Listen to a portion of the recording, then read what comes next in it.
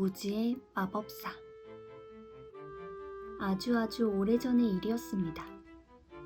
미국 캔자스 지방의 아름답고 넓은 벌판에 우뚝 솟은 집이 하나 있었습니다. 그 집에는 도로시라는 아주 착한 여자아이가 할아버지, 할머니와 함께 살고 있었습니다. 도로시는 부모님이 무서운 병에 걸려 돌아가시는 바람에 고아가 되었습니다. 이를 불쌍하게 여긴 할아버지, 할머니께서 도로시를 데려다 곱게 키우고 계셨습니다. 도로시는 할아버지, 할머니를 열심히 도와드렸고 언제나 상냥했기 때문에 모든 사람들에게 칭찬을 받았습니다. 도로시는 부모님이 안 계셔도 언제나 명랑해. 그럼요. 그리고 부지런하고 똑똑하죠. 토토야, 이리 와. 도로시는 토토라고 부르는 강아지와 함께 살고 있었습니다.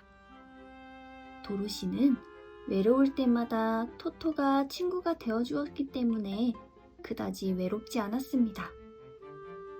그러던 어느 날이었습니다. 어디에선가 휘 하는 바람소리와 함께 회오리 바람이 불어왔습니다.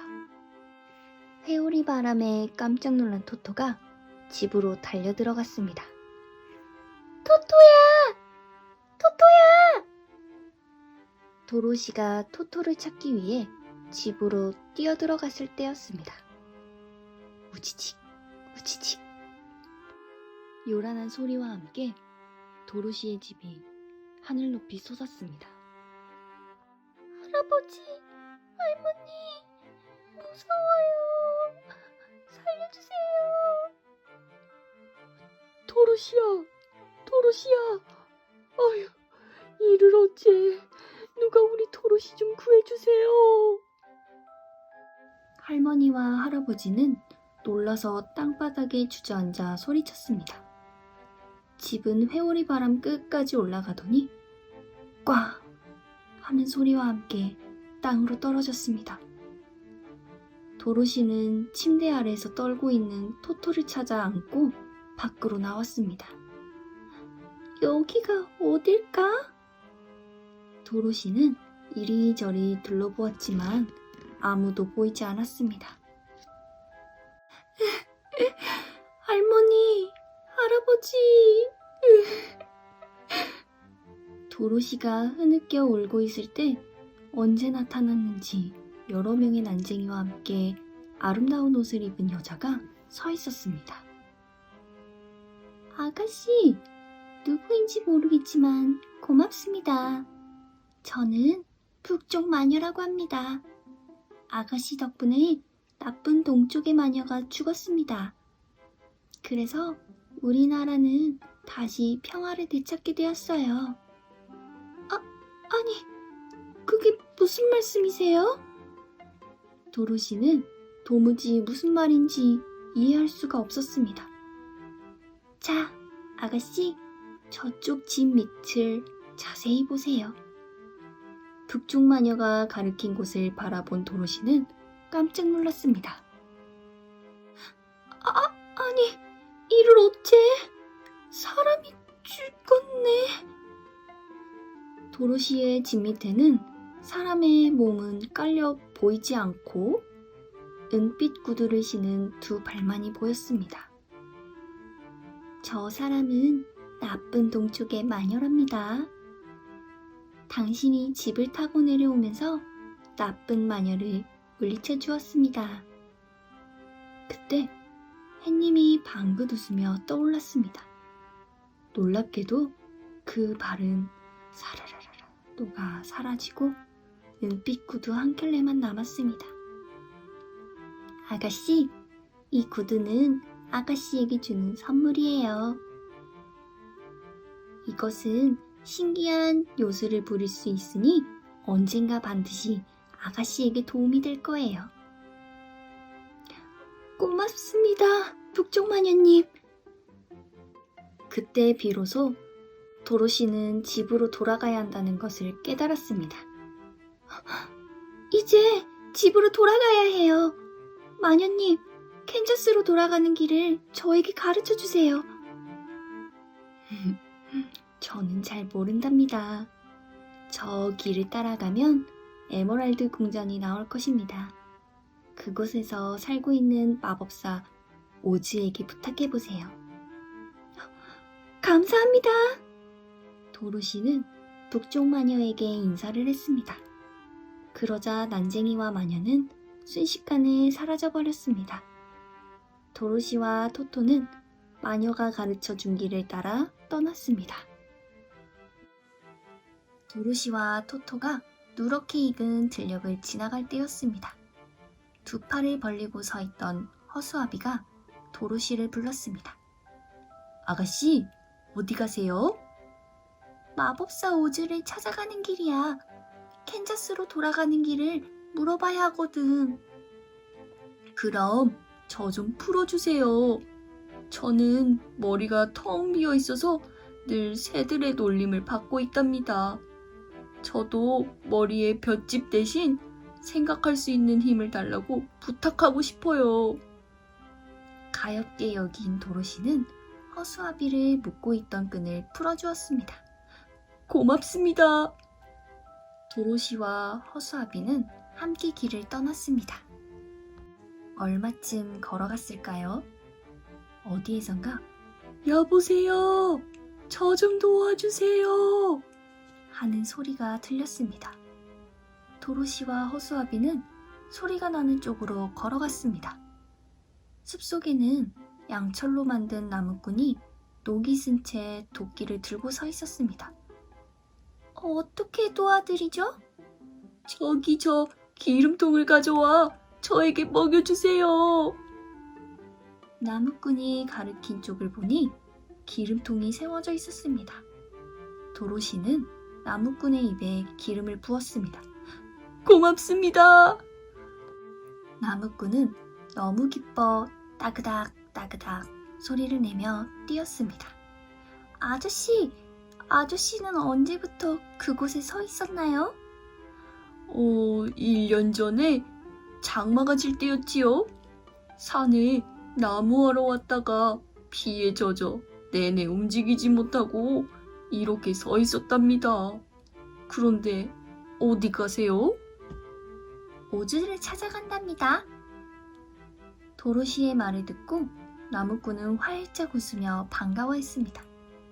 저는 양철로 만들어졌기 때문에 마음이 없어서 남을 돕지 못한답니다. 저도 함께 데려가 주세요. 이렇게 해서 나무꾼도 함께 길을 떠났습니다. 그들이 숲속을 지날 때였습니다. 언제 나타났는지 큰 사자가 입을 딱 벌리고 뛰어나왔습니다. 어흥. 사자는 허수아비와 나무꾼을 쓰러뜨리고 도로시가 안고 있는 토토에게 달려들었습니다. 이런 나쁜 사자야! 약한 친구들을 괴롭히다니! 도로시는 사자를 발로 퍽 찼습니다. 그러자 사자는 그 자리에 털썩 주저앉아 울기 시작했습니다. 저는 몸짓만 걷지 겁쟁이랍니다. 그래서 친구들에게 늘 따돌림을 받고 있어요. 용기를 갖고 싶어요. 그렇구나. 그럼 너도 오즈에게 부탁을 하렴. 이렇게 일행은 모두 5이 되었습니다. 일행 5은 그동안 재미있었던 일들을 서로 이야기해주며 걸어갔습니다. 그런데 이를 어떡하죠? 아주 높은 낭떠러지가 나타났지 뭐예요? 모두들 어떻게 해야 좋을지 몰라 발을 동동 구르고 있을 때였습니다. 자, 나무꾼이 도끼로 큰 나무를 잘라서 다리를 만들면 되지 않겠어요? 허수아비가 눈을 반짝이며 소리쳤습니다.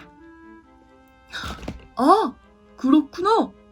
이제 보니 허수아비는 머리가 텅 빈 것이 아니라 훌륭한 지혜를 가졌구나. 나무꾼은 이렇게 말하고 일행과 함께 나무를 찾기 시작했습니다. 마침내 커다란 나무를 발견했습니다. 바로 그때 어디에서 나타났는지 코끼리만큼 큰 몸을 가진 괴물이 이들을 향해 달려들었습니다. 으악! 괴물이다! 모두들 겁에 질려 떨고 있었습니다. 이때 사자가 앞으로 나서며 말했습니다. 이 괴물은 내가 맡을 테니 나무꾼은 빨리 다리를 만들어서 모두들 건너가세요. 빨리빨리 서두르세요. 사자는 괴물과 용감히 맞서 싸웠습니다. 사자가 싸우는 동안 나무꾼은 커다란 나무를 자르기 시작했습니다. 드디어 나무가 쓰러지고 도로시와 일행은 다리를 만들었습니다. 도로시와 토토, 허수아비, 나무꾼이 차례로 건너가고 사자만 남게 되었습니다. 사자님! 사자님! 빨리 건너오세요! 도로시가 소리쳤습니다. 사자가 건너오자 그 뒤를 괴물이 따라왔습니다. 내가 너희들을 놓칠 걸 같니? 어림도 없지. 괴물도 악착같이 따라붙었습니다. 괴물이 건너오기 전에 다리를 도끼로 잘라버리세요. 허수아비가 또 소리쳤습니다. 나무꾼은 사자가 건너오자마자 다리를 잘라버렸습니다. 괴물은 비명을 지르며 다리와 함께 낭떠러지로 떨어져 죽었습니다. 우리는 해냈어요! 허수아비의 지혜와 나무꾼의 사랑, 그리고 사자의 용기가 합쳐 괴물을 물리쳤어요. 도로시는 친구들을 칭찬해 주었습니다. 여러 번 힘든 일들이 있었지만 그때마다 일행들은 힘을 합쳐 그 어려움을 이겨나갔습니다. 드디어 아주 큰 에메랄드 성이 눈앞에 나타났습니다. 와! 드디어 에메랄드 성에 도착했구나! 모두들 환호성을 질렀습니다. 성 앞에는 아주 큰 문지기가 지키고 있었습니다. 어떻게 오셨습니까? 우리는 마법사 오즈를 만나러 왔습니다. 아, 그렇습니까? 안으로 들어가세요. 그런데 여기는 에메랄드 빛이 강해 안경을 쓰지 않으면 눈이 부셔 볼 수가 없습니다. 자, 받으시지요. 문지기는 모두에게 안경을 주었습니다. 일행은 안경을 쓰고 안으로 들어갔습니다. 성 안은 아주 화려했고 아주 큰 보석에서 나오는 빛으로 눈이 부셨습니다. 그때 우렁찬 목소리가 들려왔습니다. 너희들은 누구냐? 무슨 일로 이곳에 허락도 없이 들어왔느냐? 소리가 나는 쪽을 바라본 일행은 깜짝 놀랐습니다. 의자 위에는 손도 발도 없는 아주 큰 얼굴만 있었기 때문입니다. 마법사님! 마법사님! 우리의 소원을 들어주세요! 도로시는 모두의 소원을 하나씩 이야기했습니다. 모두 듣고 있던 오즈는 곧 코끼리처럼 몸이 큰 동물로 변했습니다. 나는 무엇이든 할 수 있는 마법사다. 그러나 그 전에 너희들이 해야 할 일이 있지. 너희들이 서쪽 마녀를 물리치고 온다면 그 소원을 들어주겠다. 말을 마친 오즈는 순식간에 사라지고 연기만 남았습니다. 어떻게 하지? 나는 힘이 없는데. 도로시는 몹시 걱정이 되어 말했습니다. 걱정하지 마세요. 우리 모두가 힘을 합치면 무슨 일이든 할 수 있을 거예요. 일행은 다시 서쪽 마녀를 찾아 길을 떠났습니다. 이때 서쪽 마녀는 이 사실을 알고 몹시 화가 났습니다. 너희들이 나에게 대항해보겠단 말이지? 어림도 없는 소리. 여봐라. 우리 특공대들은 모두 나가서 저들을 잡아오너라. 서쪽 마녀의 명령이 떨어지자 이곳 저곳에서 날개 달린 괴물들이 도로시 일행을 향해 날아갔습니다. 도로시 일행은 온 힘을 다해서 싸웠지만 얼마 가지 못해 잡히고 말았습니다. 이제부터 너희들은 내 노예가 되었다. 내가 시키는 대로 하지 않으면 너희들을 죽여버리겠다. 서쪽 마녀는 허수아비의 머리에서 짚을 빼내고 나무꾼에게서는 도끼를 빼앗고 사자는 우리에 가두었습니다. 그러던 어느 날 도로시의 은빛 구두를 바라보던 마녀는 그 구두가 갖고 싶어졌습니다. 너에겐 이 구두가 어울리지 않아. 내가 갖겠다. 어서 이리네. 서쪽 마녀는 도로시의 구두를 뺏기 위해 도로시를 밀었습니다. 때마침 바닥을 닦기 위해 떠다 놓은 물통이 마녀에게 엎질러졌습니다. 으악! 안 돼! 나는 물을 녹는단 말이야! 비명소리와 함께 마녀는 사르르 녹아 모자와 요술지팡이만 남았습니다. 와! 만세! 서쪽 마녀를 물리쳤다! 이제 소원을 이룰 수 있게 되었어! 도로시와 일행은 다시 에메랄드 성으로 돌아왔습니다. 일행이 도착했을 때 의자 위에 있던 마법사의 얼굴은 보이지 않았습니다. 마법사님, 서쪽 마녀를 무찔렀으니 이제 약속대로 우리의 소원을 들어주세요. 도로시가 외쳤습니다. 나는 그런 약속을 한 적이 없다. 마법사의 얼굴은 보이지 않고 소리만 울려 퍼졌습니다. 아니, 이런 거짓말쟁이 용서할 수 없다. 사자가 으르렁거리며 팔짝팔짝 뛰어 방 안에 있는 큰 문을 박찼을 때였습니다. 문이 스르르르 열리더니 아주 키가 작은 할아버지가 담뱃대를 물고 앉아있는 것이 보였습니다. 할아버지가 마법사예요? 나는 마법사가 아니라 보통 사람이란다. 단지 약간의 요술을 부릴 뿐이지. 나는 서커스 단원인데 기구가 잘못 떨어지는 바람에 이곳에 내려오게 된 거야. 그런데 왜 마법사라고 하지요? 그건 내가 하늘에서 내려오자 이곳 사람들이 나를 굉장한 마법사로 알고 떠받든 것이지. 그렇다면 저는 어떻게 해야 캔자스 집으로 돌아갈 수 있죠? 걱정 마라.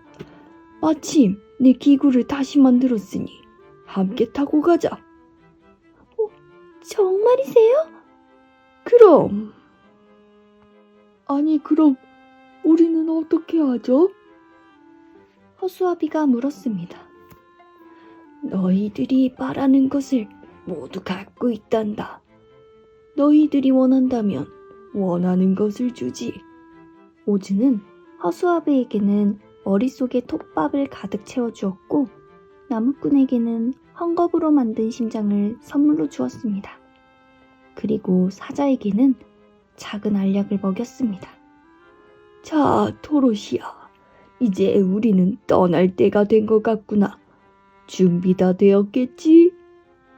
네. 도로시는 그동안 친해진 친구들에게 작별의 인사를 나누었습니다. 안녕, 친구들. 그동안 고마웠어. 도로시가 기구를 타려고 할 때 토토가 뛰어오다가 밧줄을 건드려 기구가 하늘로 떠올라 버렸습니다. 마법사님, 같이 가야죠. 혼자 가시면 저는 어떻게 해요?